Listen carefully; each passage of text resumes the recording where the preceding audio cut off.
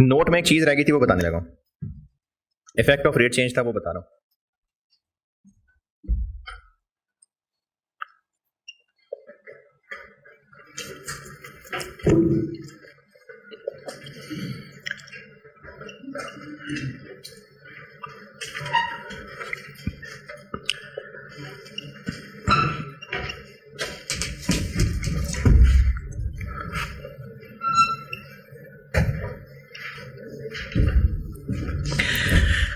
Notes में एक चीज थी, effect of rate change.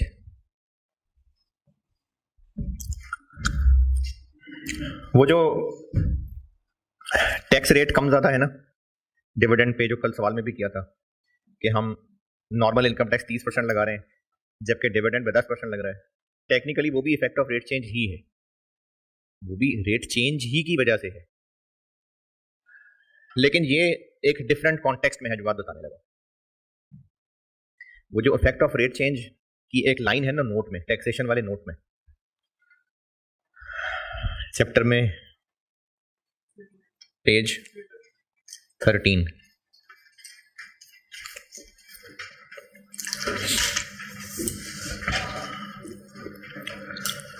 Chapter में पेज 13 टैक्स वाले नोट के अंदर डेफर टैक्स वाले डब्बे में एक लाइन है इफेक्ट ऑफ रेट चेंज, और यही लाइन नीचे फिर रिकंसिलिएशन में भी है effect of tax rate change.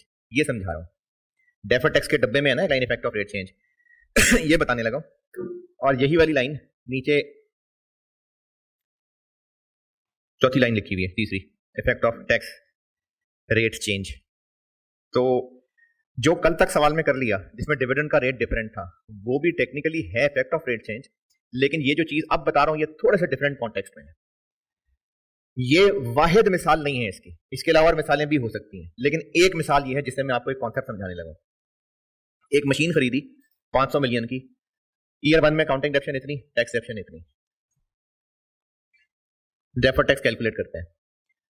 Carrying amount 450, tax base 420, difference 30, और टैक्सेबल डिफरेंस तो डीटीएल बन जाएगा 30% लगा के 9, और डेफर टैक्स बीडी कोई नहीं है, सीडी 9 है, तो टैक्स एक्सपेंस आ जाएगा 9।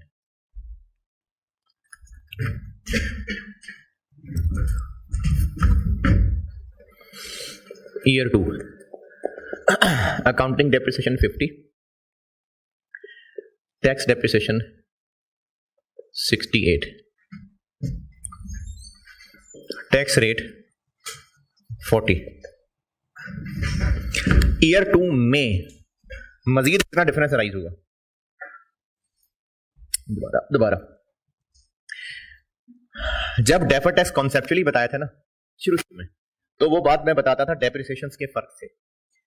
ईयर 1 में इतनी अकाउंटिंग में डेप्शन चार्ज हुई, टैक्स वालों ने इतनी अलाउ कर दी, कितनी फालतू अलाउ कर दी? 30। अभी नहीं चाहिए हमें, तो हम इस 30 के ऊपर रेट लगा के 9 का डेफर टैक्स एक्सपेंस पॉजिटिव लिख देते थे, क्योंकि फॉर द ईयर डिफरेंस 30 आया और टैक्स वालों ने फालतू डिडक्शन अलाउ कर दी, नहीं चाहिए अभी डिडक्शन, तो उस 30 पे 30% लगा के हम डेफर टैक्स एक्सपेंस ले लें। अब मजीद डिफरेंस क्या है? ईयर 2 में कितना डिफरेंस है? 18, टैक्स रेट 40। तो ये जो टैक्स वाले फालतू 18 की डिडक्शन दे रहे हैं, नहीं हमें नहीं चाहिए, हमारे मुताबिक 50 एक्सपेंस था, सेविंग भी 50 पे आनी चाहिए थी, टैक्स वाले 68 की डिडक्शन दे रहे हैं। कॉन्सेप्चुअली कितना डेफर टैक्स ईयर 2 में होना चाहिए? 18 के 40, कितना बना? तो कॉन्सेप्चुअली डेफर टैक्स होना चाहिए 18 के ऊपर 40%, कितना? टैक्स के डब्बे में पॉजिटिव लिखना चाहिए नेगेटिव? टैक्स वाले ने फालतू डिडक्शन दे दी, नहीं चाहिए, पॉजिटिव आना चाहिए कॉन्सेप्चुअली, हाँ ऐसे होना चाहिए। अब देखते हैं IAS 12 क्या कहता है। कैरिंग अमाउंट कितनी? 450, 50 और डेप्रिशिएट हो गया 400, 420 टैक्स बेस थी, 68 और डेप्रिशिएट हो गया 352, difference 48। Taxable deductible? Taxable. DTL 19.2, BD 9, CD 19.2, tax expense आ गया 10.2। कॉन्सेप्चुअली तो होना चाहिए था 7.2, आ रहा है 10.2। क्यों आया ये चेंज?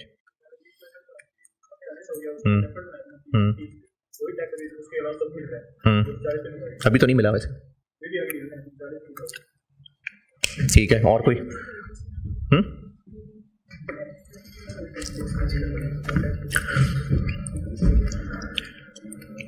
हम लोग डेफर्ड टैक्स लायबिलिटी क्यों बना रहे होते हैं? क्योंकि आज उन्होंने ज्यादा टैक्स में डिडक्शन दे दी है, कल को फिर ये ऐसी नहीं होगी, कल को हमें टैक्स देना पड़ेगा, इसलिए डेफर्ड टैक्स लायबिलिटी बना रहे होते हैं। और क्यूमुलेटिव क्यों हो रहा है ये? क्योंकि ईयर 1 में इतना डिफरेंस आया था, ईयर 2 तक इतना डिफरेंस आ चुका है। DTL क्यों बना रहे हैं? क्योंकि हमें अगले साल ज्यादा टैक्स देना पड़ेगा, ज्यादा देना पड़ेगा। डेफर्ड टैक्स तो नहीं देना होता, वो तो करंट टैक्स देना होता है, लेकिन कल को ऑफिशियली वो ज्यादा देना पड़ेगा करंट टैक्स के नाम से। तो अभी चूंकि ऑफिशियली नहीं आया तो हम डेफर्ड टैक्स लायबिलिटी बना रहे होते हैं। अब जब कल को ज्यादा देना पड़ेगा तो वो 30% पे तो नहीं देना पड़ेगा, 40 पे देना पड़ेगा, क्योंकि रेट ऑफ 40 हो गया होगा। तो इसको 40 पे मेजर करना बिल्कुल ठीक था। अब इस साल जो एक्सपेंस 10.2 आ रहा है, ये 2 वजहों से आ रहा है। एक वजह, इस साल जो मजीद 18 का डिफरेंस अराइज हुआ,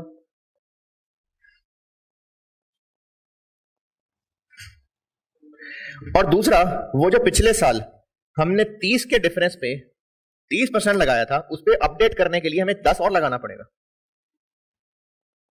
ये इसलिए 10.2 है जो इस साल एक्सपेंस बना है।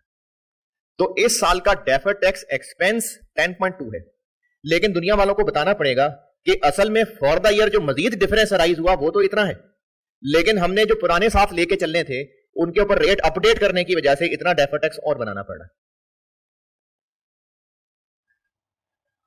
पता नहीं क्या क्या कह गया मैं, सही है। तो deferred tax expense for the year 10.2 ही है, लेकिन डिस्क्लोजर पॉइंट ऑफ व्यू से ये बताना पड़ेगा कि क्या ये पिछले साल का रेट और इस साल पे अपडेट करने की वजह से तो नहीं फर्क आया। इसको इफेक्ट ऑफ रेट चेंज कहते हैं। ये इफेक्ट ऑफ रेट चेंज की एक मिसाल है, और भी मिसालें हैं। इस मिसाल में क्या हुआ, पिछले साल टैक्स रेट और था, और जिन आइटम्स पे पिछले साल डेफर्ड टैक्स बनाया हुआ था, इस साल उन पे रेट अपडेट करने की वजह से DTL बढ़ाना पड़ा, तो वो हमें मजीद इस साल एक्सपेंस कहना पड़ेगा। इसको इफेक्ट ऑफ रेट चेंज कहेंगे। और जो बाकी है वो इस साल जो मजीद डेप्रिसिएशन का फर्क आया उससे रिलेटेड है। तो डेफर्ड टैक्स के डब्बे के बाहर टोटल क्या लिखेंगे उस नोट में? डेफर्ड टैक्स के डब्बे के बाहर क्या आएगा? पेज 13 पे डेफर्ड टैक्स वाले डब्बे के बाहर क्या आना है? 10.2 के 7.2? 10.2 डेफर्ड टैक्स के डब्बे के बाहर, लेकिन इफेक्ट ऑफ रेट चेंज के अंदर क्या आएगा? 3। तो फिर वो effect of differences relating to the for the year, उसके सामने 7.2 आएगा। मैंने कल बताया था कि उसको बैलेंस करके लिखना है। डब्बे के बाहर ये आना है, डब्बे के अंदर इफेक्ट ऑफ रेट चेंज में ये आएगा, और फिर डब्बे को बैलेंस करेंगे तो relating to differences for the year उसमें 7.2 आएगा। तो इफेक्ट ऑफ रेट चेंज का फार्मूला क्या बन गया है? तब 3 का फार्मूला क्या बना ले? पिछले साल के डिफरेंसेस पे अब रेट अपडेट करने की वजह से जो डिफरेंस लाना है ये वो है। और अगर ये पिछले साल 30 और अब 25 हो गया होता तो फिर कम करना होता, तो फिर इस 30 के ऊपर 5% लगाते। दोबारा इफेक्ट ऑफ रेट चेंज निकालने के लिए फार्मूला बना लेते हैं कि पिछले साल जो टेम्परेरी डिफरेंसेस थे उन पे जो रेट में चेंज आया है वो मल्टीप्लाई कर लें तो ये इफेक्ट ऑफ रेट चेंज बन जाएगा। ठीक है, लेकिन ये एक मिसाल है। और क्या क्या मिसालें हो सकती हैं? इस दफा ना मैंने वो अभी जुलाई में जब कैफ एंड कर रहा था तो 3 सिनेरियो मैं इसको समराइज कर पाया, वो मैंने इस बुक में नहीं लिखे हुए थे, वो मैं आपको बता देता हूँ। 3 सिनेरियोज मैं समराइज कर पाया हूँ, तो वो आपसे शेयर कर लेता हूँ। पेज नंबर 13 है जी। मैं इसीलिए कह रहा हूँ ना, अब 3 सिनेरियो समेट रहा हूँ क्योंकि ये एक मिसाल है, हर मिसाल बीडी वाली नहीं होगी। पेज नंबर 13 पे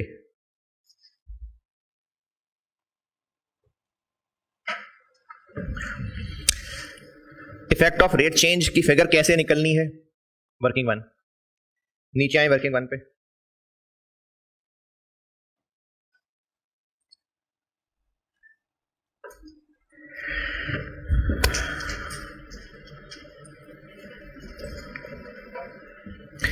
वर्किंग वन में ये जो मैंने लिखा हुआ है ना, effect of rate change is equal to, क्या लिखा हुआ है, opening temporary differences into change in tax rate. ये काट दें, सारा नहीं काट देना, सिर्फ ये एक लाइन। इसकी जगह पर 3 पॉइंट्स लिखवा रहा हूं। नीचे जो लिखा है ना, it is shown in above note, ये ठीक है, ये मैं समझाता भी हूं क्या लिखा मैंने। लेकिन वो जो ऊपर कैलकुलेशन में सिर्फ ओपनिंग डिफरेंसेस इनटू चेंज इन रेट लिखा है, वो कटवा के उसकी जगह पर आपको 3 सिनेरियोज लिखवा रहा हूं। अच्छा, वो 3 सिनेरियोज लिखवाता हूं, उससे पहले जो टेबल बनाया ये समझ लें, पहले आसान बात पूरी कर लेता हूं।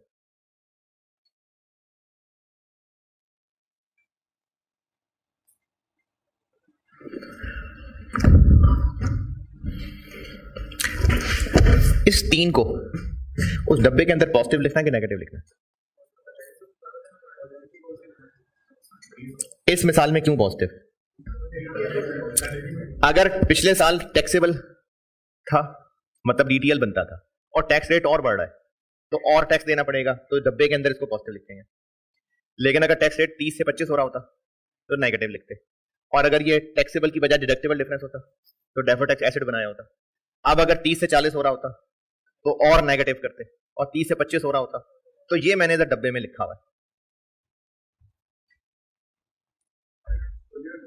हाँ जी, क्या जी? जी जी, नहीं यार, ये स्लाइड लगाना, ये खोलना है मैंने।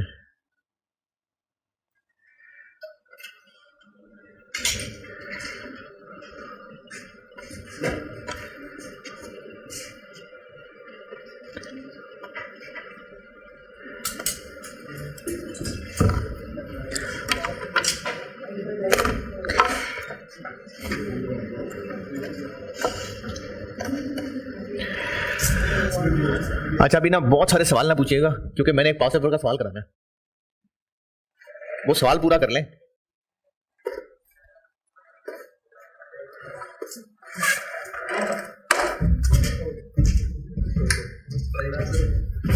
नहीं, मैंने जान के प्रैंक नहीं किया, वो खुद ही रुक गया।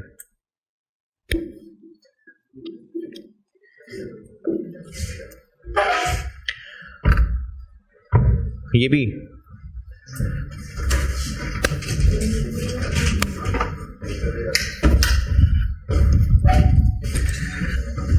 ये मैंने ना कैफ के अपने नोट्स के अंदर ये 3 पॉइंट्स ऐड किए हैं। एक तो आप ये जो मैंने इस डब्बे में लिखा हुआ है, क्या लिखा हुआ है उधर बुक में, क्या लिखा हुआ है आपकी? ओपनिंग डीटीएल, ओपनिंग डीटीएल ना, उसको काट के ये कर लें। ओपनिंग डीटीएल की जगह ये, और ओपनिंग डीटीए की जगह ये कर लें।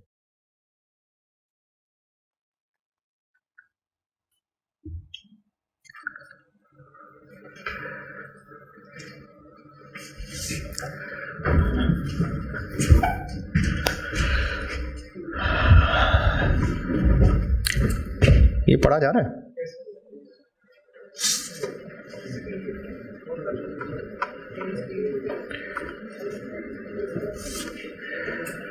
आप लोग करीब बैठे, उनसे तो पढ़ा जा ही रहा है।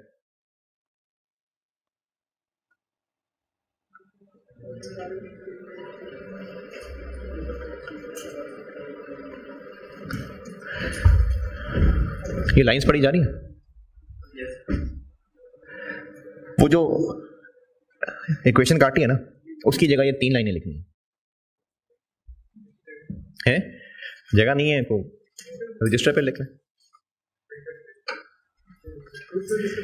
हाँ जी, नहीं वो तो कोई भी इधर पिक्चर खींच के दे देगा, लेकिन वो इधर उधर हो जाएगा ना आपसे, वो आपसे इधर उधर हो जाना है। क्या करूँगा F11?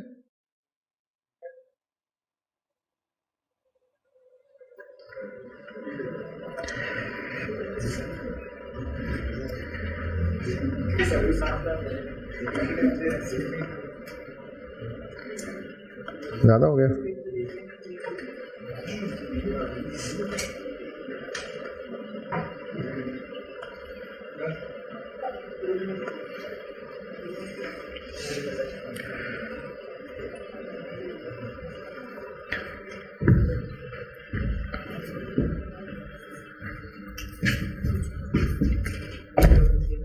हाँ जी, मुश्किल हो गया क्योंकि उसने ना दिसंबर 21 में ऐसा को कमाल सवाल पूछा ना कैब के अंदर कि उसने ना मेरे कॉन्सेप्ट भी सब मतलब रोशन हो गए कॉन्सेप्ट सारे।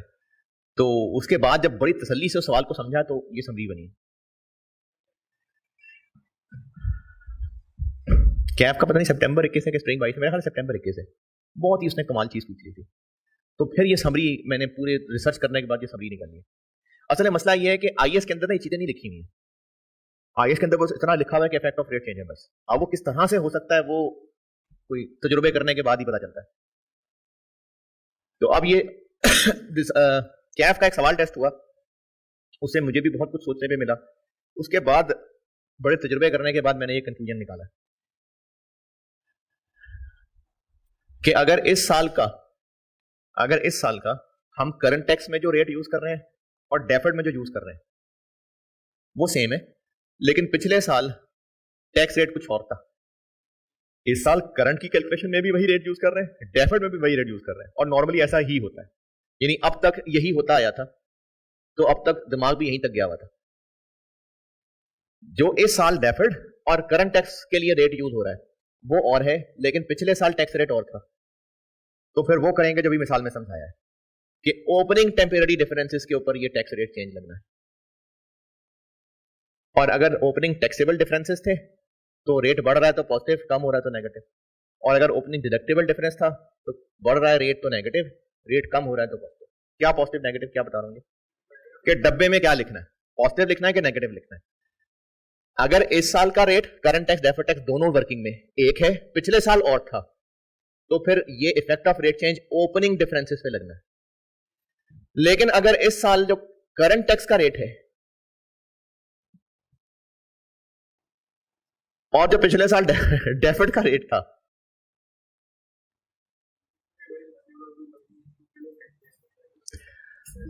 यानी पिछले साल भी 30% था, इस साल करंट टैक्स का रेट भी 30% ही है, लेकिन जितने डिफरेंसेस हैं उन सब के बारे में हमें पता है कि अगले साल रेट अभी से अनाउंस है कुछ और हो जाना है। तो डेफर्ड किस पे बनाया होगा? वो तो अगले वाले रेट पे बनाया होगा। दोबारा, पिछले साल टैक्स रेट 30% था, इस साल भी 30% ही है, लेकिन अनाउंस हो गया हुआ है कि अगले साल का टैक्स रेट और होगा। तो डेफर्ड टैक्स किस पे कैलकुलेट किया होगा? इस साल का डेफर्ड टैक्स किस पे कैलकुलेट किया होगा? अगले साल वाले रेट पे। ये सितंबर 21 में कैफ में चीज टेस्ट हुई थी। तो अब की बात जो इफेक्ट ऑफ रेट चेंज लगेगा ना, वो ओपनिंग डिफरेंसेस की बजाय क्लोजिंग टेम्परेरी डिफरेंसेस पर।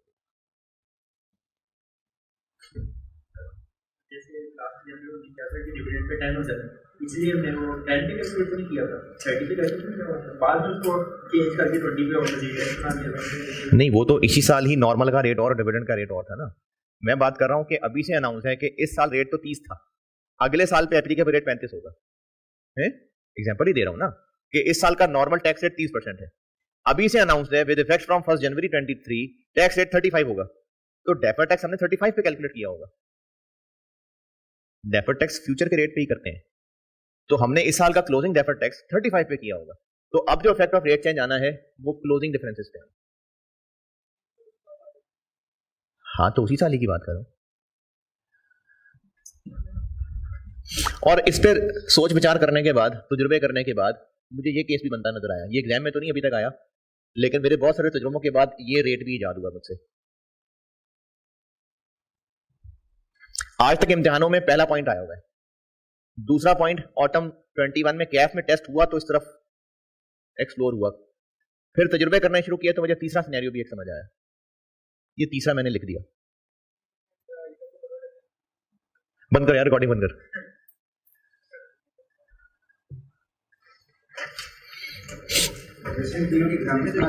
हैं जी,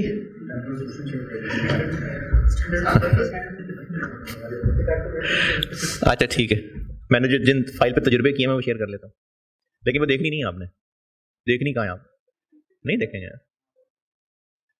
नहीं, मैंने जिस फाइल पे तजुर्बे किए थे मैं कर लेता हूँ शेयर, लेकिन मुझे पता नहीं देखनी आप हैं, रहने दो ना। हाँ, जो करने वाला काम है वो होते नहीं है, और जो मैंने रिसर्च एंड डेवलपमेंट की है वो करनी है, वो देखनी है आपने। चले ठीक है, मैं कर देता हूँ अभी, मुझसे क्लास एंड पे करवा लेना शेयर, भूल जाऊंगा।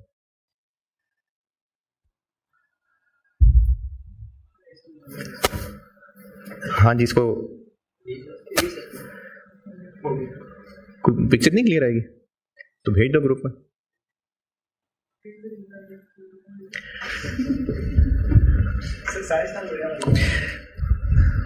प्रिंट स्क्रीन फंक्शन से होगा कि वैसे ही हो जाएगा? हो गया? नहीं सर, आपको क्रैक करी सर, अपर लेफ्ट से बॉटम राइट,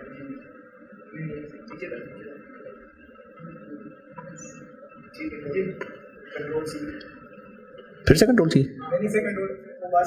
हो गया ना, हो गया बस।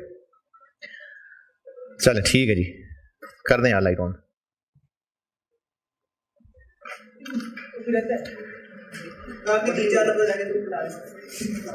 चलो कोई बात नहीं यार, हो गया।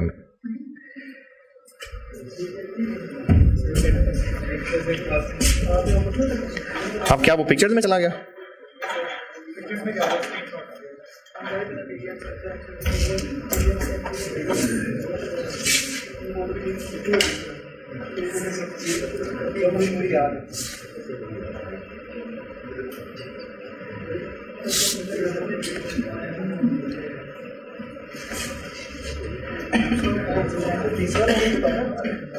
नहीं यार, कोई नहीं आया, कोई नहीं आया पिक्चर्स में।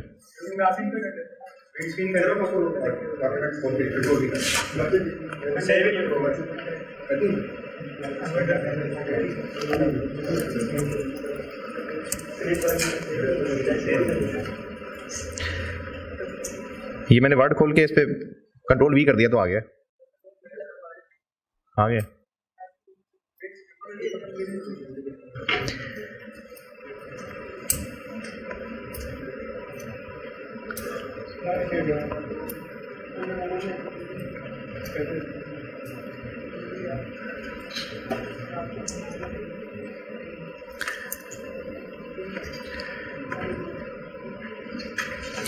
अच्छा चलें ठीक है, ये तजुर्बा बाद में कर लूंगा। ठीक है जी, effect of rate change note हो गया पूरा। अब करते हैं प्रैक्टिस। अब इसमें ना एक सवाल अभी कराता हूं, अगली क्लास में एक और कराऊंगा, और फिर वो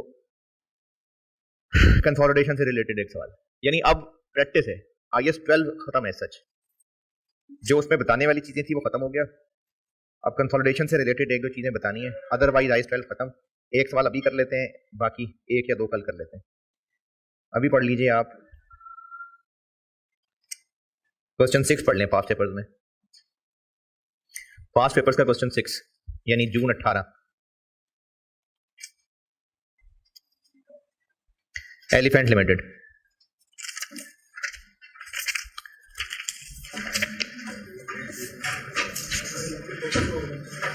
है क्या बोलते हैं? खोता सो पता नहीं।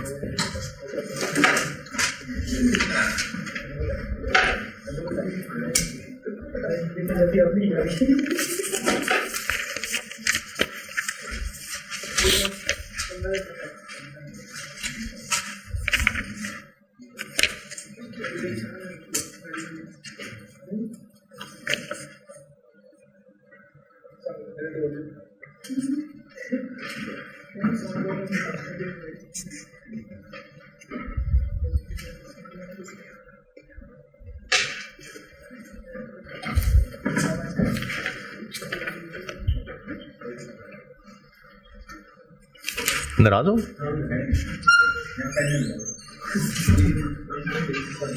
ठीक है जब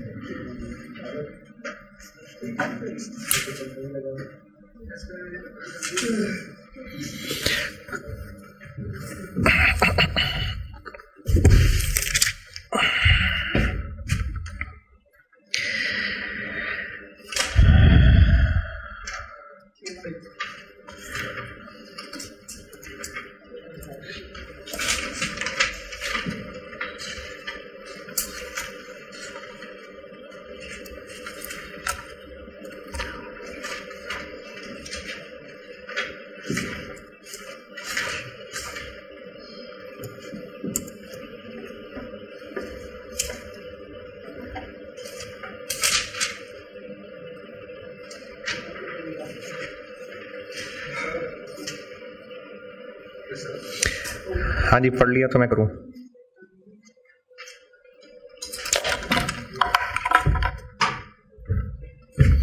चलें जी रिकॉर्ड टाइम में सॉल्व करते हैं इसको। आप अच्छा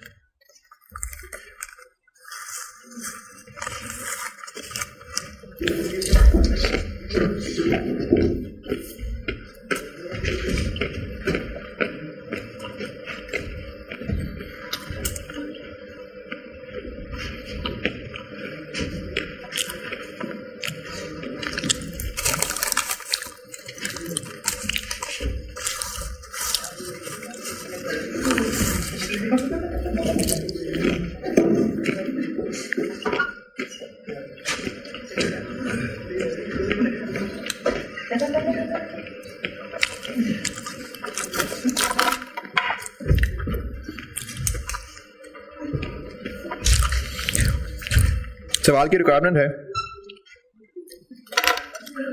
टैक्सेशन का नोट भी और डेफर्ड टैक्स वाला नोट भी, यानी वो जो डेफर्ड टैक्स का टेबल बताया था वो भी और टैक्स का नोट भी है। 10:30 नहीं 10:25 तक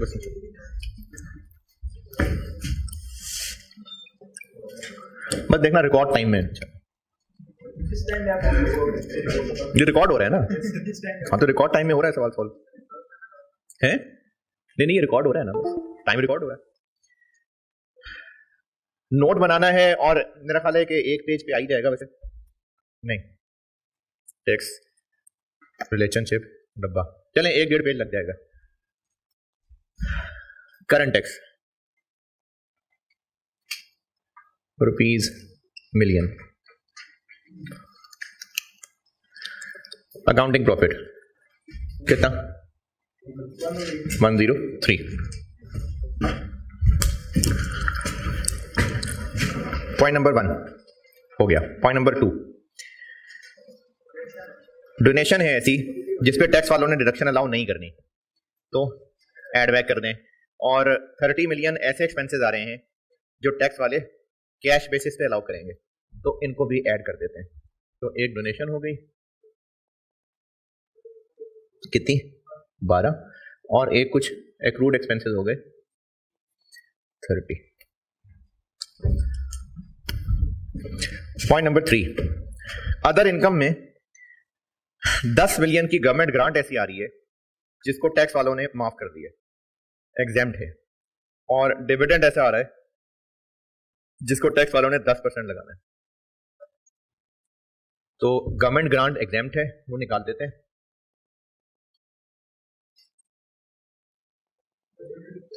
कितनी 10 और डिविडेंड इनकम भी फिलहाल निकाल देते हैं क्योंकि इस पे अलग से रेट लगना है। अलग किधर नहीं तो इसमें शामिल है ना, इसमें से निकाल रहे हैं ना ताकि बाकी पे नॉर्मल लगाएं और उस पर 10 लगा दें। Point number 4, accounting depreciation tax depreciation से 20 ज्यादा है तो एक्सेस अकाउंटिंग डेप्रिसिएशन। जी जी, क्या क्या क्या? ठीक है, नहीं बिल्कुल भी हैंडल नहीं होगी। ये तो फॉर द ईयर डेप्रिसिएशन है, पीपी में फॉर द ईयर डेप्रिसिएशन तो नहीं होती। ये फॉर द ईयर डेप्रिसिएशन है। जो बात आप कहना चाह रहे हैं ना वो है अगर बिजनेस का पहला साल हो सवाल पे तो आप कॉस्ट को कुछ अज्यूम कर लें।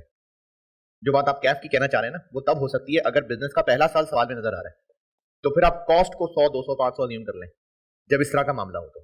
अदरवाइज आप फॉर द ईयर को अगर अकाउंटिंग डेप्रिसिएशन आप रख ले 120, टैक्स डेप्रिसिएशन 100 आ जाएगी तो इसका टैक्स बेस और कैरिंग अमाउंट में तो कुछ नहीं कर सकेंगे आप।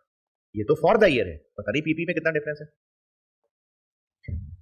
एक्सेस अकाउंटिंग डेप्रिसिएशन को यहां ऐड कर दिया।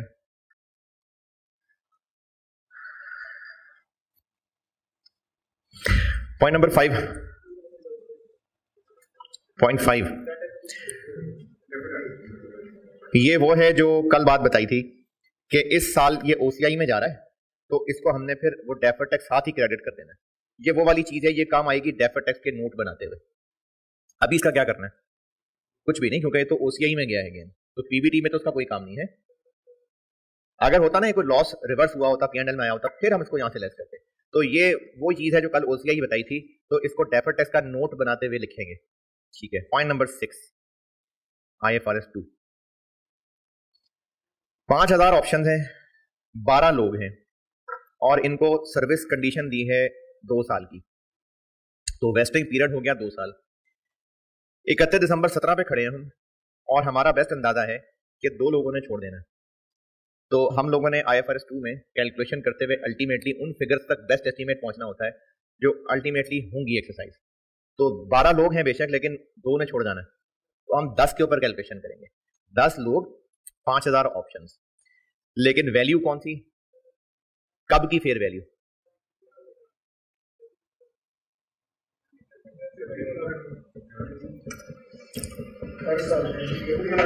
हाँ जी, अच्छा चलें, अभी मैं कर क्या रहा हूं, अभी हम क्या कर रहे हैं इस वक्त? अभी हम करंट टैक्स निकाल रहे हैं। क्या अभी 2017 में टैक्स डिडक्शन मिलेगी इनके ऊपर कोई? वो तो 18 में मिलेगी। तो अभी हम क्या करें, जो अकाउंटिंग IFRS 2 के मुताबिक एक्सपेंस बनाया हुआ है उसको एड बैक कर रहे हैं। तो अकाउंटिंग में जो IFRS 2 के मुताबिक किया हुआ है तो उसमें क्या फिगर ली हुई है? 20 रुपए लिया है, 180 लिया है, 150 लिया है, क्या लिया है? ग्रांड डेट वाली फेयर वैल्यू। तो हमने ये IFRS 2 अप्लाई किया होगा 180 को यूज करके, तो जो हमने किया होगा वो उड़ा देते हैं। जो हमने शेयर ऑप्शंस का एक्सपेंस बनाया होगा, शेयर ऑप्शंस जो हमने IFRS 2 वाली अकाउंटिंग की हुई है, हमने किया होगा 5000 ऑप्शंस हैं, 10 बंदे हैं, ग्रांड डेट की फेयर वैल्यू 180 है और 1/2 4.5।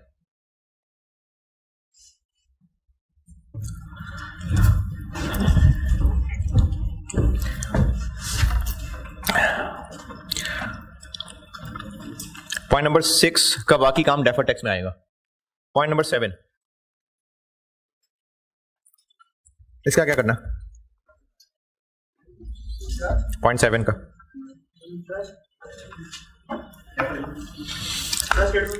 कन्वर्टेबल, एक तो इसका डेफर टैक्स का मसला आएगा, दूसरा जो अकाउंटिंग में एक्सपेंस आना है वो तो लायबिलिटी कंपोनेंट पे इफेक्टिव रेट करके आना है, जबकि टैक्स वालों ने जो डिडक्शन अलाउ करनी है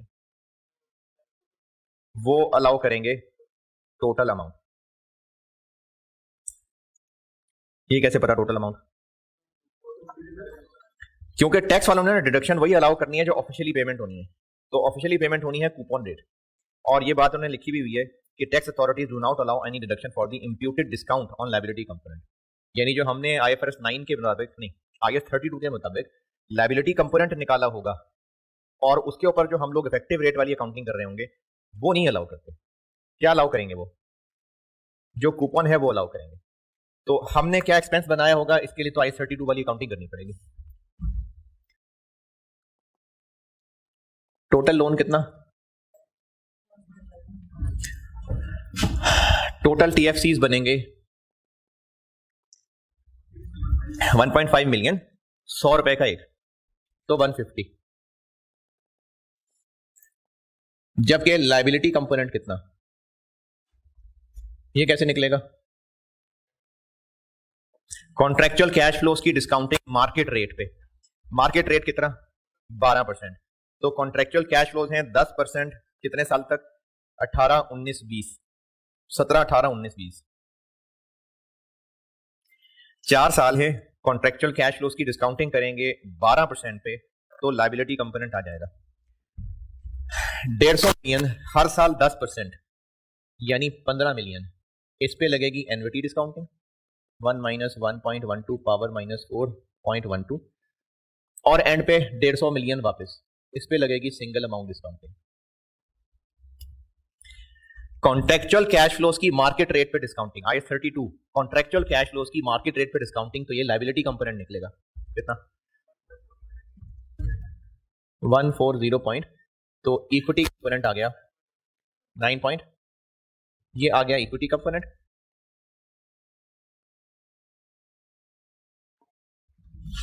और अभी ही यहीं बना लेते हैं इसी के साथ ही लायबिलिटी कंपोनेंट का इफेक्टिव इंटरेस्ट रेट के ऊपर टेबल।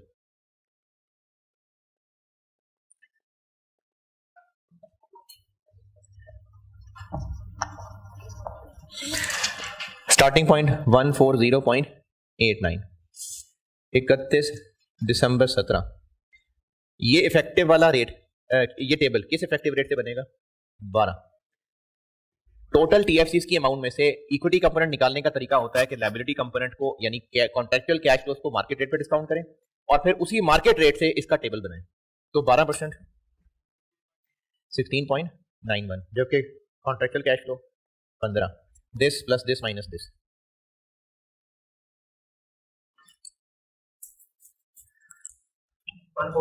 $142.80। हम 17 का सवाल कर रहे हैं, तो ये टेबल इतना काफी है। करंट टैक्स में क्या करूं, हमने इसको एक्सपेंस बनाया हुआ है, टैक्स वालों ने इसकी डिडक्शन अलाउ करनी है, तो इंटरेस्ट एक्सपेंस जो हमने बनाया हुआ है वो ऐड बैक कर देते हैं 16.91, और जो कूपन पेमेंट टैक्स वालों ने अलाउ करनी है वो लेस कर देते हैं 15।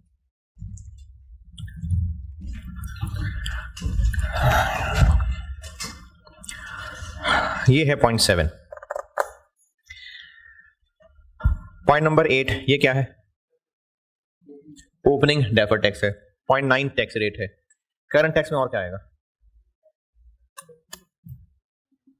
ये जो ओपनिंग आपको डेफर्ड टैक्स दिया हुआ है इसके टेबल में नजर आ रहा है कि पिछले साल कैरिड फॉरवर्ड टैक्स लॉसेस थे, तो चूंकि वो कैरिड फॉरवर्ड थे पिछले साल, तो इस साल वो ब्रॉड फॉरवर्ड लॉस बन के यहां से लेस होगा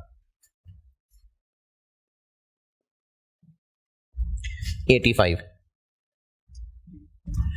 अगर इस सारी वर्किंग का आंसर नेगेटिव आ गया तो करंट टैक्स नहीं बनेगा, लेकिन वो जो नेगेटिव आंसर आएगा वो कैरिड फॉरवर्ड लॉस होगा और डेफर्ड टैक्स की वर्किंग में जाएगा। कितना आ गया 72.41। इसके ऊपर टैक्स नॉर्मल वाला लगेगा, यानी 72.41 पे 30%, कितना 72, और डिविडेंड वाले पे 10%, 0.4, तो current tax for current year बन गया 22.1। ये करंट टैक्स है, ठीक।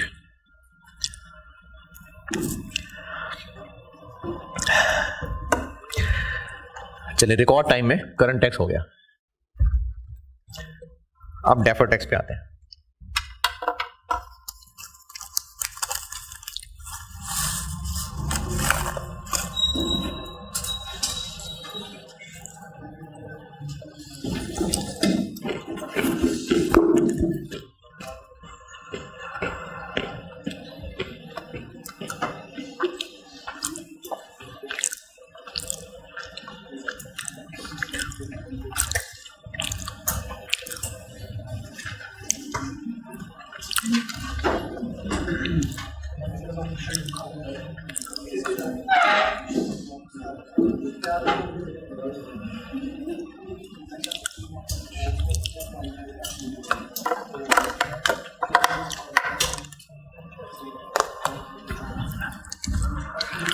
करंट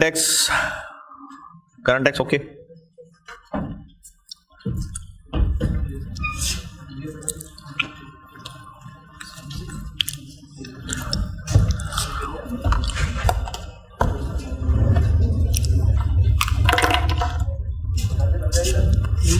है नहीं करने दें।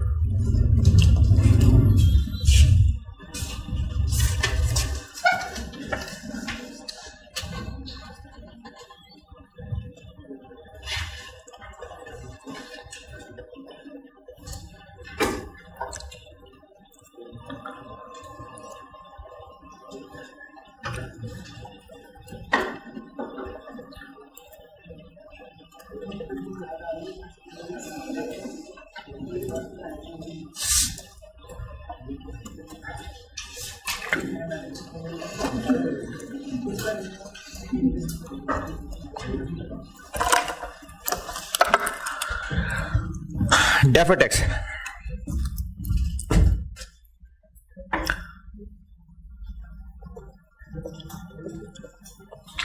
Carrying amount, tax base, difference, rate और DTL या DTA।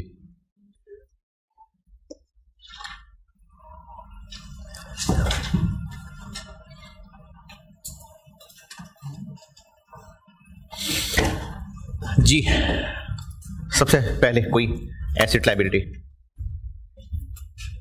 Point number 1, point number 2।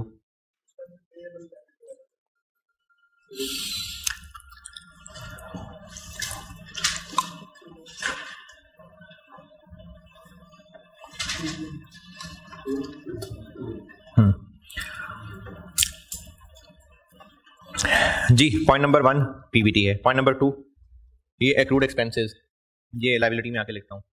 Point 3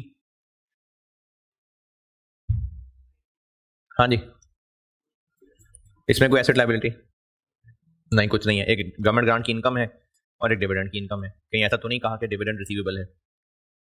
point number 4 जी पीपी, और ये वही बिल्कुल कल जैसा पॉइंट है। मुझे असल में मैंने कैप का सवाल कल कराया था ना, उस सवाल को देख के मुझे लगता है कि वो इसी सवाल से इंस्पायर होकर बना था। पीपी करते हैं। पीपी के बारे में बस इतना पता है कि अकाउंटिंग डेप्रिसिएशन इससे ज्यादा है, और उसके अलावा जिक्र है पॉइंट नंबर 5 में रिवैल्यूएशन का, और उसके अलावा जिक्र है पॉइंट नंबर 8 में ओपनिंग डिफरेंस। तो ये बिल्कुल वही डिफरेंस वाला जो कल पॉइंट बताया था ना, वही है। हमें डिफरेंस पता है, बीडी डिफरेंस कितना था 33.25। पॉजिटिव नेगेटिव है, ये डिफरेंस ही टैक्स है। डिफरेंस कितना था 95 था। डिफरेंस 95 था, ब्रैकेट में लिखा हुआ। पॉजिटिव नेगेटिव पॉजिटिव, क्योंकि डीटीएल था, वैसे भी पॉजिटिव लिखा हुआ है, डीटीएल था। हाँ जी 95 डिफरेंस तो 95 था। कल वाले सवाल में 33 ही बताया था, उससे रिवर्स चले थे, तब ब्रैकेट में बता दिया 95 है।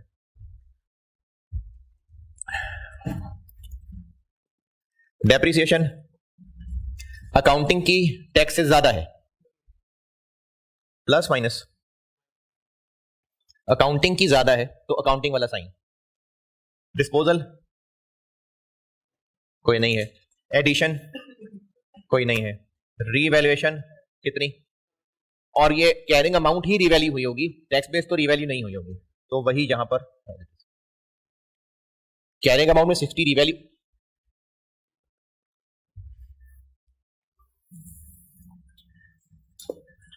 तो दिस माइनस दिस, तो क्लोजिंग डिफरेंस आ जाएगा 135। ये क्लोजिंग डिफरेंस आ गया।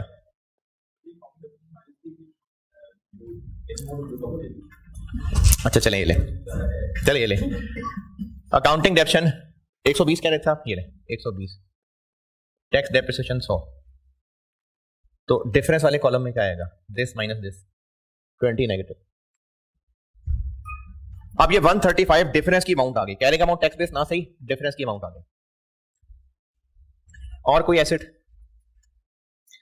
Point number 4 5 done. Point number 6 ये एसेट है, ये वही अभी जो पढ़ा है एतरामन एसेट।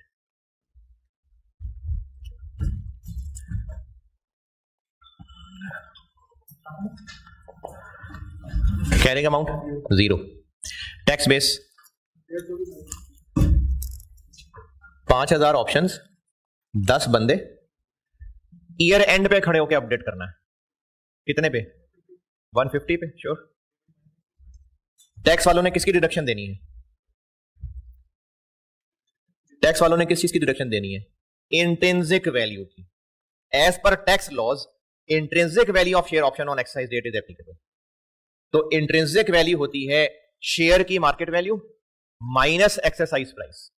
तो 31 दिसंबर पे शेयर की फेयर वैल्यू 150 और एक्सरसाइज प्राइस 20, यानी इंट्रिंसिक वैल्यू हो गई 130। तो टैक्स बेस निकालने के लिए हमें ईयर एंड की अपडेटेड वैल्यू लेनी है। कौन सी अपडेटेड वैल्यू, वो सवाल वाला बताएगा टैक्स ने किस चीज की डिडक्शन अलाउ करनी है।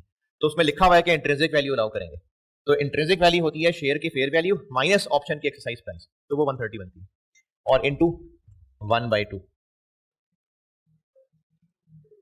हम 17 पे खड़े हैं, 18 की तो है ही नहीं सवाल में कहीं, 18 की तो नहीं है। 18 तो उन्होंने वैसे कहा कि 2 लोग छोड़ जाएंगे। अगर 18 की वैल्यू दी होती तो हम जरूर 18 वाली ले लेते, नहीं दी होती वैसे, हमें क्या पता 18 की फेयर वैल्यू क्या है। तो हमने ना हर साल फिर उसको अपडेट करते जाना। कितना आ गया, 3 पॉइंट बस। अच्छा वो 4.5 था। और कोई एसेट, पॉइंट नंबर 4 5 6 बस। अब लायबिलिटीज पे आते हैं। Point number 2 accrued expenses.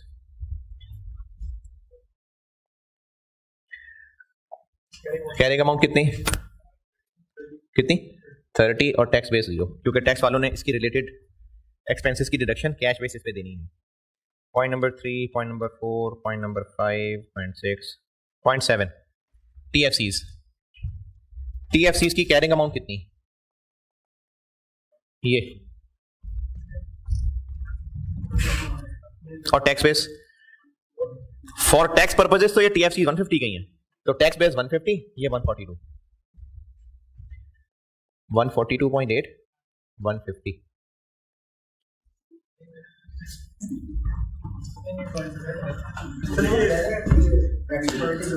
वो उठा के ले जाएंगे यार, नेक्स्ट 9/11 बोलोगे तो। हाँ जी, ये चीज अलाउ नहीं करेंगे कॉन्ट्रैक्चुअल।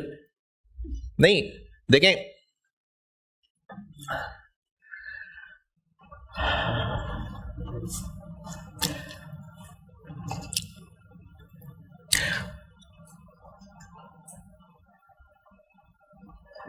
टैक्स पर्पसेस के लिए ये टीएफसीज कितनी वैल्यू के हैं, 150 के, तो टैक्स बेस 150 है।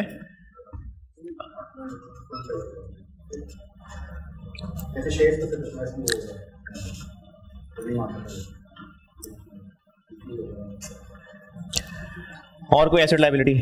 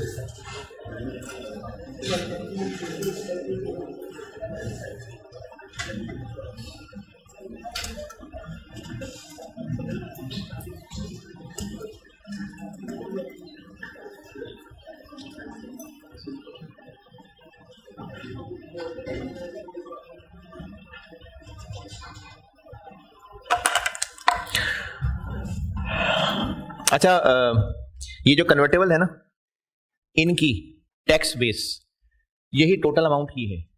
मैं वैसे अभी वो फार्मूला चेक कर रहा था कि अगर जो टैक्स बेस का फार्मूला बताया हुआ है उससे अगर 150 निकालना हो तो वो मैं भी कर रहा हूँ कोशिश, वो भी किसी नतीजे पे नहीं पहुंच पाया।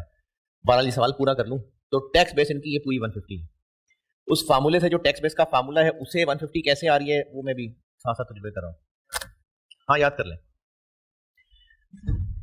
और कोई को कैरी फॉरवर्ड लॉस, कैरिंग, ये तो डिफरेंस ही है। ये एसेट है, carrying amount minus tax base, ये लायबिलिटीज है 7.2 पॉजिटिव। टैक्स रेट सब पे ही 30 है कि 35 है, 30 है, तो सब पे 30 है।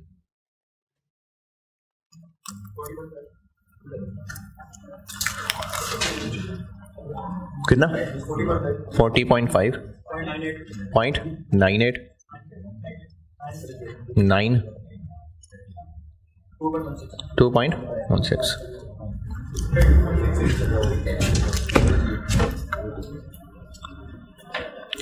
कितना? ठीक है। अच्छा, deferred tax expense for the year जरूर निकालता मैं यहां से आगे, लेकिन चूंकि डेफर्ड टैक्स का नोट मांगा हुआ है तो उसको बनाते बनाते ही निकल आना है, बजाय इसके कि मैं यहाँ पर टी अकाउंट की वर्किंग करूं। जब डेफर्ड टैक्स का वो टेबुलर नोट बनाएंगे तो वहीं से ही निकल आना है deferred tax expense for the year. P and L वाला कॉलम निकल आएगा वहां से, तो इसलिए टी अकाउंट बनाने की जरूरत नहीं है। अगर वो डेफर्ड टैक्स का नोट ना मांगा होता तो जरूर मैं यहाँ पर टी अकाउंट बना के टैक्स एक्सपेंस निकालता। तो करंट टैक्स एक्सपेंस निकल आया, डेफर्ड टैक्स के लिए डेफर्ड टैक्स का नोट बना के ही सॉल्व हो जाएगा।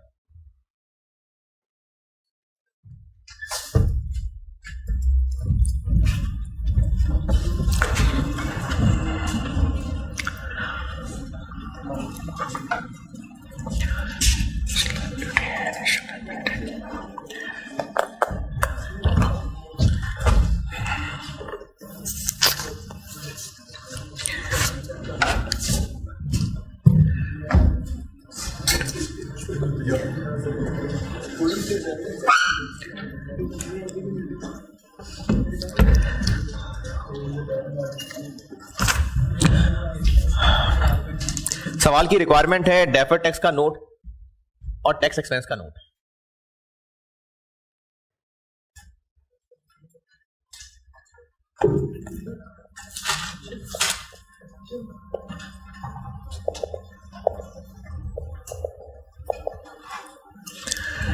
डेफर्ड टैक्स का नोट, इसका तरीका यह है कि ओपनिंग बैलेंस,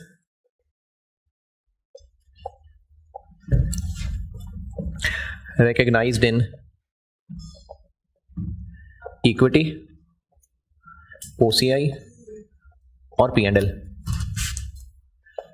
और क्लोजिंग बैलेंस है। हाँ, ऐसे ही ना लिखे, ये ले, नहीं लिखते।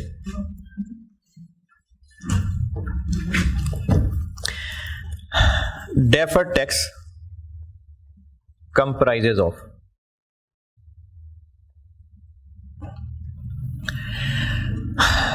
deferred tax liability, deferred tax asset। कैसे पता चलेगा क्या क्या है? जो जो लाइन आइटम्स पॉजिटिव आ रही हैं डेफर्ड टैक्स में वो यहां, और जिन जिन लाइन आइटम्स में नेगेटिव आ रहा है वो डीटीए में। ओपनिंग में जितनी लाइन आइटम्स थी उनमें एक पॉजिटिव थी और एक नेगेटिव थी, तो वो जो पॉजिटिव थी वो यहाँ, जो नेगेटिव थी वो डीटीए में। क्लोजिंग में कितनी है? 2 पॉजिटिव हैं, तो 2 लाइनें यहाँ और 2 लाइनें यहाँ। पीपीई ये पॉजिटिव था, और क्या पॉजिटिव है? टीएफसीज। डीटीए में एक्रूड एक्सपेंसेस ये नेगेटिव है, एम्प्लॉय कॉस्ट नेगेटिव है, और साल के शुरू में, अच्छा इसको एम्प्लॉय कॉस्ट भी कह सकते हैं, इसको आप शेयर ऑप्शंस भी लिख सकते हैं, मकसद तो रेफरेंस देना है, और कैरिड फॉरवर्ड लॉस। तो ओपनिंग बैलेंसेस में भी जितनी लाइन आइटम्स थी वो इन 2 हिस्सों में बांट के, और क्लोजिंग बैलेंस में भी जो लाइन आइटम्स हैं इन 2 में बांट के। ओपनिंग क्या क्या था? अच्छा चले, आपके पास तो लाइनें हैं हैं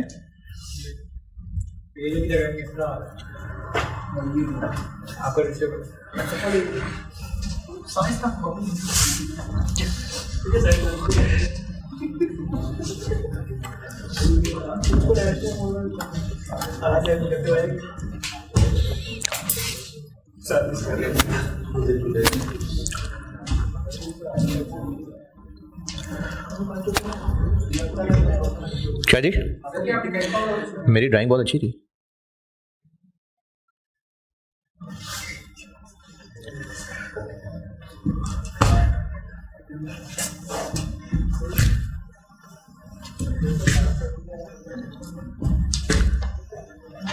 चले, ओपनिंग क्या क्या है?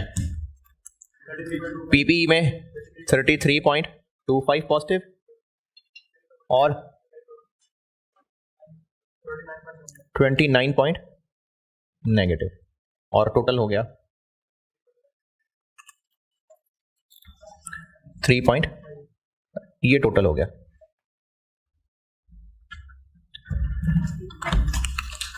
क्लोजिंग क्या है पीपीई में जी? 40.5 पॉजिटिव, टीएफसीज में 2.16 पॉजिटिव, एक्रूड एक्सपेंस में 9 नेगेटिव, शेयर ऑप्शंस में 0.98 नेगेटिव, और लॉसेस खत्म हो गए। टोटल 32.68।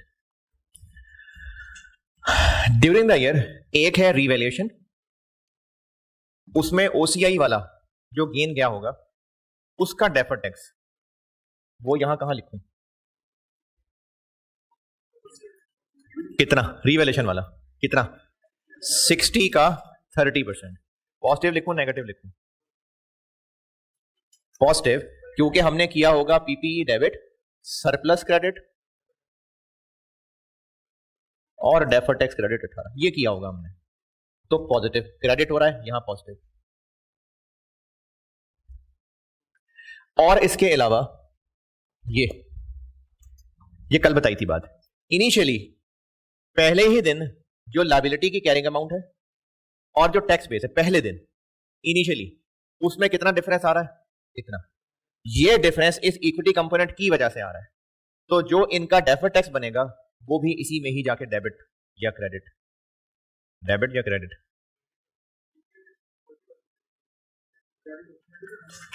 डेबिट होना है कि क्रेडिट होना है? वो सर में एंट्रीज बहुत ज्यादा थी ना, और कल छुट्टी का टाइम हो रहा था, तो किसी ने ना एंट्रीज देखी ना वर्किंग देखी।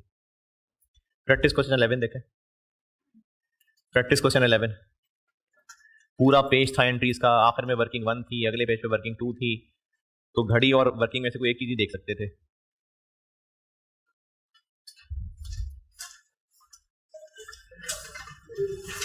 प्रैक्टिस क्वेश्चन 11 का सॉल्यूशन देखें।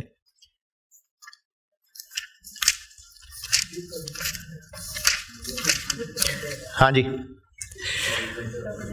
पहले ही दिन जो इक्विटी कंपोनेंट में क्रेडिट जाना था, यानी ये सरप्लस की तरह, ये भी इक्विटी में नेट जाके बाकी डेफर्ड टैक्स क्रेडिट, ये कल की क्लास की आखिरी कलमात में से है।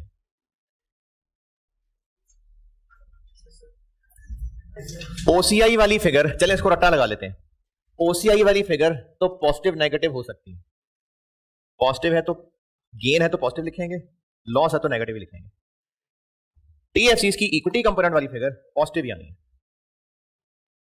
देखें, जो फिगर ओसीआई में जानी है उसका टैक्स भी वहीं जाना है। तो अगर वो गेन है, चाहे रिवैल्यूएशन गेन है, चाहे फेयर वैल्यू थ्रू ओसीआई वाला ओसीआई गेन है, तो यहां पॉजिटिव। रिवैल्यूएशन लॉस है या फेयर वैल्यू लॉस है, यहां नेगेटिव। लेकिन टीएफसीज में यानी कन्वर्टेबल्स में इक्विटी वाले कॉलम के अंदर पॉजिटिव ही आना है। कितना पॉजिटिव आना है? 9.11 का 30%, 2.73। बस ये हो गया पूरा। ये 0 0 0 0 0 0 0 0 0 0। अब आपने इन लाइनों की बैलेंसिंग करनी है।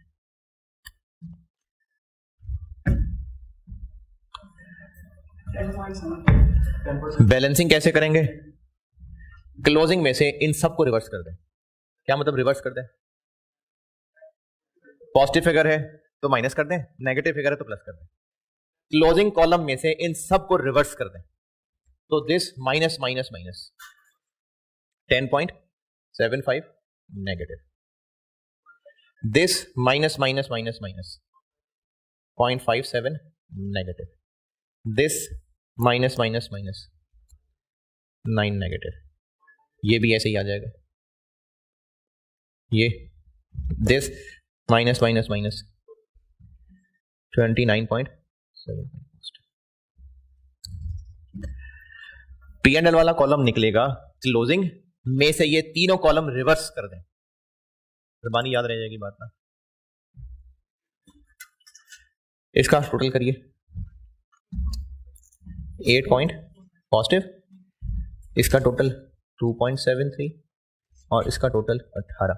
ये डेफर्ड टैक्स का नोट है और यहीं से हमें ये डेफर्ड टैक्स एक्सपेंस की फिगर मिल गई।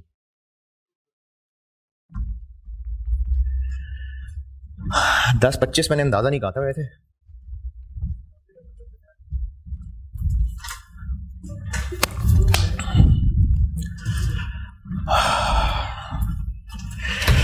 सुबह 8 बजे पहुंच जाएंगे हैं? नहीं नहीं 8 बजे।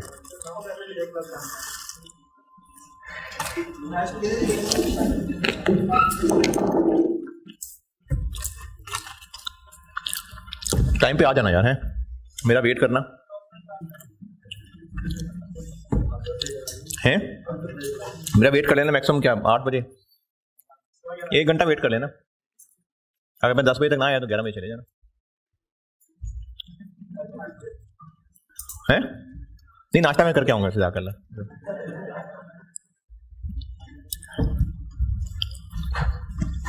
यार मैं तो खाना खिलाने को तैयार था, आप लोगों ने टाइम ही नहीं बनने दिया।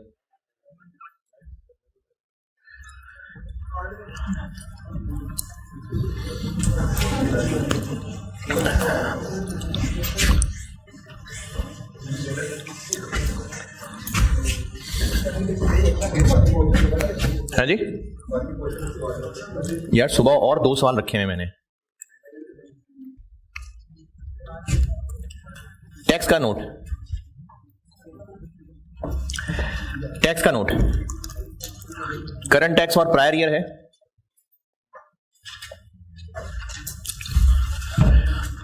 क्या कर रहे हैं हम इधर? Current tax for prior year है? यस सर है। नहीं है भाई, नहीं है। कितना करंट टैक्स निकाला? 22.12।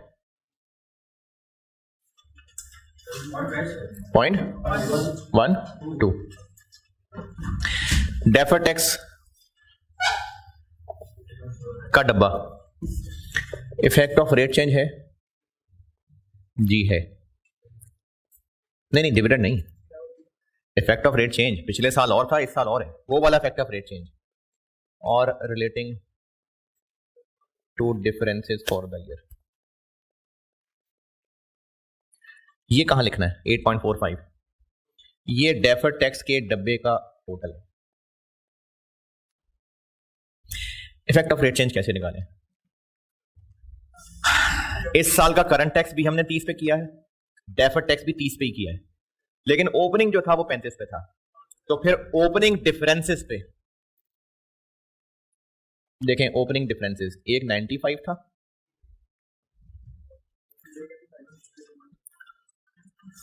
और एक 85 था। ये हो गए ओपनिंग डिफरेंसेस इनटू 5%। चेंज जो आया है कितना? 0.5। पॉजिटिव लिखूं नेगेटिव लिखूं? क्यों? टैक्सेबल डिफरेंसेस थे और रेट कम हो गया तो नेगेटिव। और इस डब्बे को बैलेंस करें, ये बैलेंस वाली लाइन है 8.95। ये हो गया टैक्स एक्सपेंस 30.57। इसी नोट का हिस्सा है relationship between accounting profit and tax expense.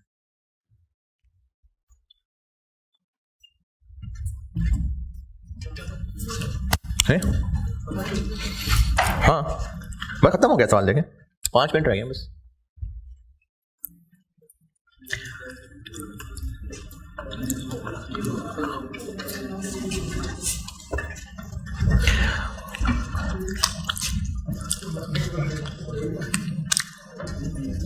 यार आप लोगों को बड़ा शौक है पढ़ने का, है? नहीं, अब सीफैब क्या कैफ क्या बैठे रहते हैं बच्चे, मैं देखता हूँ बैठे ही रहते हैं। अभी मैं शाम को कॉथ की क्लास का टाइम मेरा 3:45 था खत्म का, 4:10 पे छोड़िए। मैंने कहा बच्चे बैठे रहे। इतना शौक है कौम को पढ़ने में, है? Relationship between accounting profit and tax expense.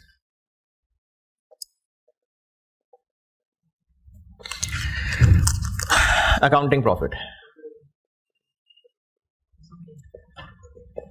103, इस पे लगा देंगे tax 30%, 30.9। Effect of rate change ये एज इट इज आ जाएगा।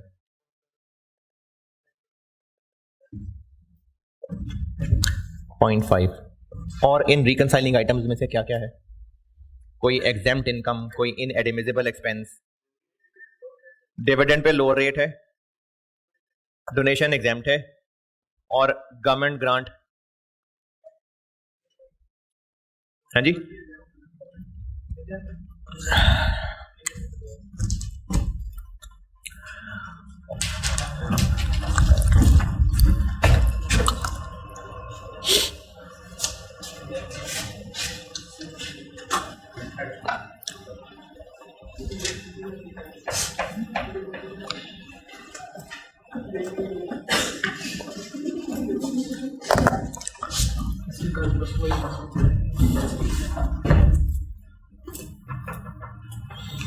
हाँ जी,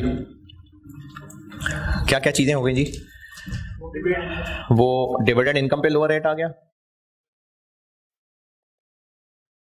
4 मिलियन पे क्या करूं? 20% लगा के ऐड लेस। इस पे 30 लग गया है, जबकि डिविडेंड पे असल में 10 लगा है, तो लेस।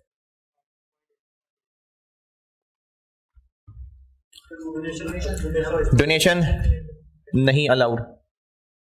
कितना? 12 पे 30% लगा के ऐड।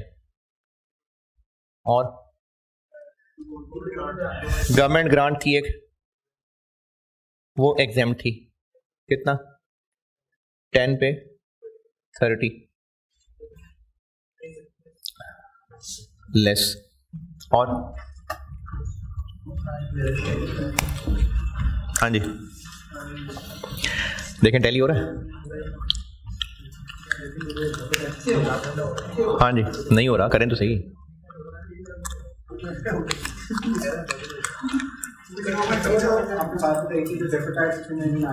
क्या? बिल्कुल ऐसे ही है। हाँ, ये तो आप देखें, मैंने कहा था कि वो चीजें जो करंट टैक्स से भी रिवर्स कर दी और डेफर्ड टैक्स में भी नहीं आई, वो है यहाँ पर। तो डोनेशन हमने रिवर्स कर दी, डोनेशन पे कोई डेफर्ड टैक्स भी नहीं बना। एग्जाम्प्ट इनकम हमने रिवर्स कर दी, उस पर कहीं पर डेफर्ड टैक्स भी नहीं बना, और कुछ वो आ गई, लेकिन ये टैली नहीं हो रहा है जी। शेयर ऑप्शंस पे और करें, कुछ और करें उस पर। करंट टैक्स की वर्किंग, डेफर्ड टैक्स की वर्किंग दोनों देखें और उस पर गौर करें।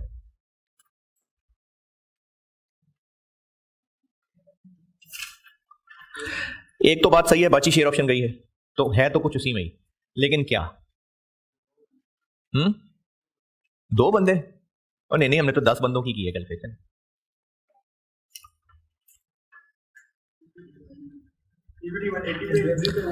हाँ नहीं, बात 180 की नहीं है, सीधी सीधी वैल्यूज है आपके पास। हमने अकाउंटिंग में एक्सपेंस 4.5 रिकॉर्ड किया हुआ है, जबकि डेफर्ड टैक्स की कैलकुलेशन में टैक्स डिडक्शन हमने सिर्फ 3.25 की ली है। तो जो बाकी 1.25 है ये ऐसे ही है जैसे इनएडमिसिबल चीज। ये आपको कैसे पता चलना था? पहले ही सवाल किया ना, ये आपने पहला ही सवाल किया, मैंने शेयर ऑप्शंस का पहला ही सवाल कराया आपको सामने, अब पता चल जाएगा। ये वही इनएडमिसिबल वाली चीज आ गई, जिस वजह से डोनेशन किया है ना, ये वही चीज आ गई। टैक्स डिडक्शन किसकी मिलनी है? 3.25 की, हमने एक्सपेंस बनाया हुआ है 4.5।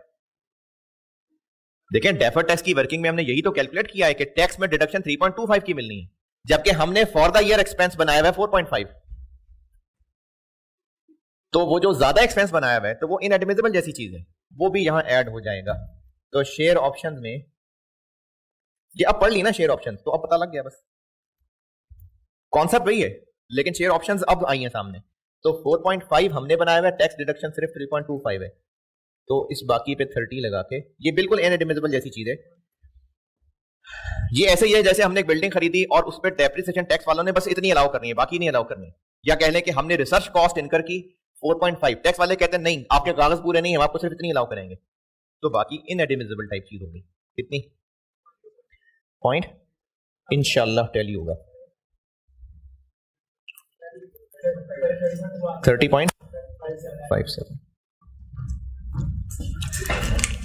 2 मिनट में लेट हो गया, 10:25 10:27 हो गए, नहीं 2:27 हुए असल में। ये था कितने नंबर का सवाल है? 17 नंबर का सवाल। दिसंबर 21 में 20 नंबर का सवाल आया था इंशाल्लाह।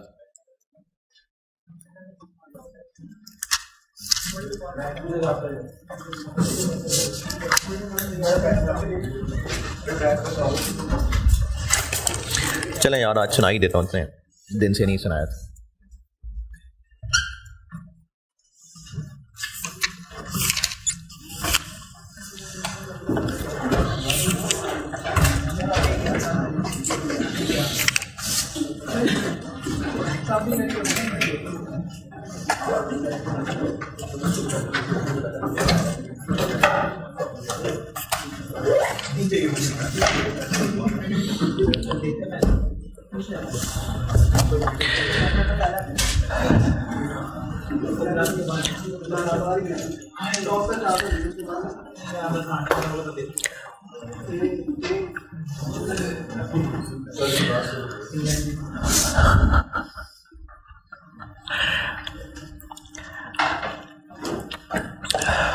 अच्छा, हम कुछ अपने फ़राइज़ के बारे में ना कुछ ऐसे जज्बाती हो जाते हैं कि उसमें हमें एहसास नहीं हो पाता कि दूसरों के लिए हम तकलीफ का बाइस बन रहे होंगे। ऐसी कई मिसालें हमारे सामने हैं, जैसे जुम्मे की नमाज पढ़ने के लिए, क्योंकि अवाम हफ्ते में एक ही नमाज पढ़ती है ना जुम्मे की, तो जुम्मे की नमाज पढ़ने आते हैं मस्जिद, तो उसमें फिर ये होता है कि ये हम नमाज पढ़ने आए हैं, नमाज पढ़ने आए हैं, अब वो गाड़ी खड़ी करनी है, बाइक खड़ी करनी है, तो इस चीज़ का एहसास नहीं होता कि हम कहीं गली ब्लॉक तो नहीं कर रहे। मैं ये बात नहीं कर रहा कि नमाजी इतने ज़्यादा बढ़ गए कि मस्जिद से बाहर सफ़े बिछानी पड़े, ये और मसला है। ये तो हरम में भी, खाने काबा में जुम्मे वाले दिन इतने नमाजी होते हैं कि बाहर रोड्स तक चली जाती है, ये और बात है। वो तो एक नोन फैक्ट है, वो एक नोन चीज़ है कि जुम्मे का टाइम है, वो उस इलाके के लोगों को पता लग जाता है। उस टाइम के अंदर इतने नमाजी होंगे कि सड़कों पे सफ़े आ जाएंगी, कोई मसला नहीं, ये और चीज़ है। लेकिन मैंने अगर जुम्मे की नमाज पढ़ने जाना है और मैं किसी के दरवाजे के आगे गाड़ी खड़ी करके चला जाऊं क्योंकि मेरी जमात का टाइम हो रहा है जी, अब उस घर वाले को मैंने तंग कर दिया, या मैं ऐसे गाड़ी लगा के चला गया कि अब वो दुकान वाला दुकान ही नहीं खोल सकता, या मैंने ऐसे गाड़ी लगा दी और सोचा ही नहीं कि गली से गाड़ी गुजर भी सकती है कि नहीं गुजर सकती, अब मैं दूसरों के लिए मुश्किल का बाइस बन गया। इससे कुछ ज्यादा जज्बाती मनाजर मिलते हैं जब जनाजे में लोग शरीक हो रहे हैं। और जब जनाजे में शरीक हो रहे होते हैं तो उसमें भी ये ख्याल नहीं करते कि चलो एहतराम है, उस मैयत का एहतराम है, लेकिन उसके एहतराम के लिए जिंदा लोगों को इतनी मुश्किल में डाल देना कि जब जनाजा उठने लगता है तो बहुत सारी गाड़ियां लोग आते हैं, अब उसकी वजह से वो गाड़ी कहाँ खड़ी कर रहे हैं इस पे लोग गौर ही नहीं करते। भाई आप गाड़ी बाहर मेन पे खड़ी कर दें, पैदल अंदर आ जाए। जब देख रहे हैं हालात नहीं है, कई ऐसे जनाजे होंगे जो गलियों में घर होंगे, तो गाड़ी जरूरी थोड़ी है कि गली में लाके फंसानी है, बाहर खड़ी करें ना, आ जाए पैदल अंदर, हो बिल्कुल जनाजे के अंदर शरीक हो, लेकिन गाड़ी मेन पे खड़ी कर दें, ज्यादा दूर आना है पैदल आ जाए, बजाय इसके कि उस गली को भर के रख दिया। अब उस जनाजे में लोग शरीक होंगे, जनाजा कब्रिस्तान जाएगा, उस वक्त तक वो गली बंद रहेगी। और ये गली बंद उस घर का मसला नहीं था जिसमें घर में फौतगी हुई थी, उन लोगों का मसला था जो जनाजे में शामिल हो रहे थे और गाड़ियां गली के अंदर ही फंसा रहे थे, हालांकि बाहर किसी अच्छी जगह गाड़ी खड़ी करके पैदल आ जाते। तो क्योंकि हम जनाजे में शामिल होने वाले हैं, दूसरों को तकलीफ होती है तो होती है। इसी तरह से कुछ मसाइल सामने आ जाते हैं कभी कि ये तो खैर फर्ज की बात कर रहा था मैं, जुम्मे की नमाज पढ़ी और सुन्नतें पढ़नी शुरू कर दी, अच्छी बात है। वैसे सुन्नतें पढ़ना अफजल जो है ना वो घर में, मस्जिद में नहीं है। अफजल ये है कि घर के अंदर सुन्नतें पढ़ी जाएं, क्योंकि हदीस का मफहूम है कि अपने घरों को ना वो कब्रिस्तान ना बनाओ। तो सुन्नतें पढ़ना जो लोग मस्जिद में नमाज पढ़ते हैं, अफजल है कि घर में पढ़ी जाए। फजर की सुन्नतें भी घर में पढ़ के फिर मस्जिद आया जाए। चलो खैर हर एक के घर का अपना अपना निज़ाम होता होगा, नई जगह होती होगी पढ़ने की। नमाज हुई, वहीं रस्ते में खड़े होकर सुन्नतें दोबारा शुरू कर दी। अब कोई फर्ज अगर पढ़ने आया था, पता नहीं कितनी मजबूरी थी, जल्दी भी जाना हो सकता है लोगों को, लेकिन नमाज इधर सलाम हुआ, वहीं रस्ते में दरवाजे के पास खड़ी खड़ी लोगों ने सुन्नतें शुरू कर दी। अब जिन्होंने जाना है वो बेचारे फंसे हुए हैं। साहबा क्या करते थे, साहबा सुकून तलाश करते थे, उसके पीछे खड़े होकर नमाज पढ़ते थे।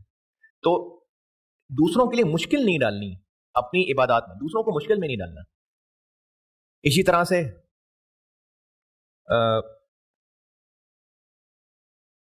चलें, अभी मेरे ध्यान में ये मिसाल है, बुखारी 708, सैयदना अनस बिन मालिक रज़ियल्लाहु तआला अन्हु ने फरमाया कि नबी अकरम सल्लल्लाहु अलैहि वसल्लम से ज़्यादा हल्की लेकिन कामिल नमाज। अब देखें, आप सल्लल्लाहु अलैहि वसल्लम नमाज पढ़ा रहे हो, दुनिया की परफेक्ट तरीन नमाज होगी, जो उसके अंदर जमात में शामिल हो रहे होंगे उससे ज़्यादा और बेहतर का क्या होगा उनके लिए। लेकिन अल्लाह के नबी का, उनकी तबीयत इतनी हलीम तबीयत थी और ख्याल कितना कि उनसे ज़्यादा हल्की लेकिन कामिल नमाज मैंने किसी के पीछे कभी अदा नहीं की।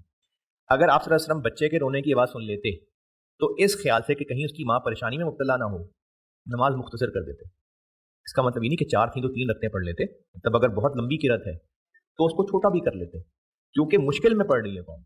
अच्छा, अब ये बताने का इस हदीस, क्योंकि हम ना मैं आलिम दीन हूँ ना मैं इससे कोई नतीजा अखज़ कर रहा हूँ, इससे तो उलमा ही बेहतर नतीजा अखज़ कर सकते हैं, लेकिन जो भी मिसाल से समझ आती है, हम लोग अपने फ़राइज़ अदा ज़रूर करें, लेकिन दूसरों को मुश्किल में डाल करें, दूसरों के लिए मुश्किल नहीं करनी, क्योंकि उससे क्या होगा कि दूसरा मुतनफ़र होगा।